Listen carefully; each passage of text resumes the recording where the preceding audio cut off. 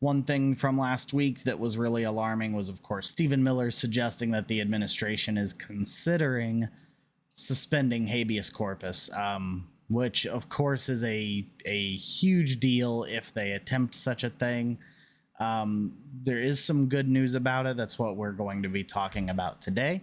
But I think it's worthy to have a sort of clear understanding of how this works going into this. And people bring up habeas or who has the ability to suspend it. It's good to know what the Constitution actually says.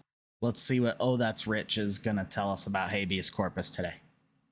I'm not going to lie, I've spent a pretty good amount of time the last couple of days battling anxiety over the whole suspension of habeas corpus thing. In the process, I've read just about every article written about it, and they all say the same thing. Stephen Miller says this, Trump participated in that, and it's a little freaky because it does seem like something Trump would want to do. And the Constitution is a little murky, saying that the privilege of the writ of habeas corpus shall not be suspended unless in time of invasion or rebellion. But it doesn't specifically define invasion or rebellion, and it doesn't say that Congress has to define it either. After reading all of these useless articles, I took the time to go and read the Constitution itself. And I can't believe every article has missed this critical point. Do you know where habeas corpus is mentioned? Article 1, Section 9, Clause 2. Do you know what Article 1 is? It's the powers of the legislative branch, Congress. And do you know what Section 9 is? Section 9 is a list of powers that Congress specifically doesn't have. Now you might be thinking, well, that sounds bad. That means that somebody else has the power to suspend habeas corpus, right? It's actually the opposite of that. What Section 9 is a list of things that are so critically important to this country that even Congress acting on behalf of the voters cannot cancel or suspend them. Except in this case, they carve out one exception for the case of rebellion or invasion. Given that this is all in Article 1 in context of the powers of the legislative branch, the implication is that Congress is the one to make the determination if habeas corpus must be suspended. Because you know what article doesn't say habeas corpus even once? Article 2,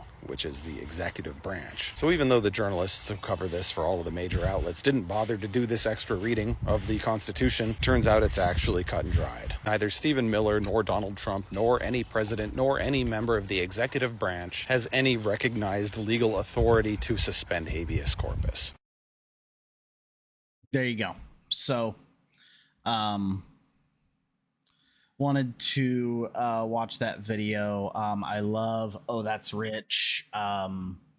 Excellent content. He always covers things he's very detail oriented, but he's a good sort of teacher. He walks you through the thought process on these, the legal understanding of the Constitution.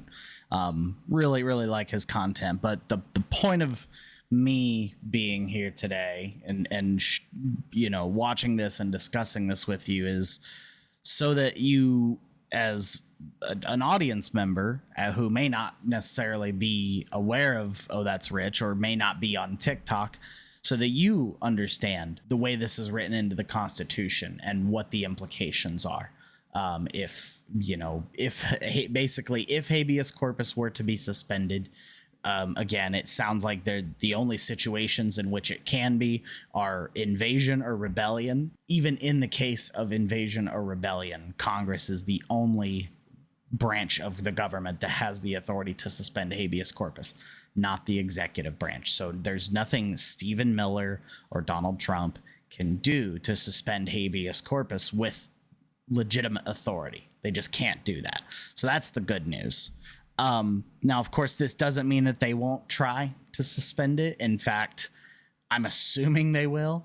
It just means that the courts are likely to rule against any sort of use of any illegitimate use of power that would be that would violate habeas corpus, that allows them to just, where they would just go start snatching people up just because they want to. Maybe this is a court order they'll listen to, or maybe it'll just maybe it'll serve as another notch in, just puts us one level deeper in the constitutional crisis, I guess. Regardless of what happens between the executive branch and the courts, my main takeaway here is this: when they attempt to suspend habeas corpus, they know that what they are doing is is not a legitimate authority as defined by the Constitution, making their actions unconstitutional. Not that MAGA cares anymore about being constitutional. I think they threw that out the window a long time ago. You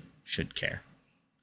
You should care when this administration violates your constitutional rights. Because remember, the rights of others, the rights of people, when those are infringed upon as defined by the Constitution, constitutional statutes like habeas corpus and due process are outlined as being for people, not for citizens. So when they take it away from non-citizens, it means they're taking it away from you too.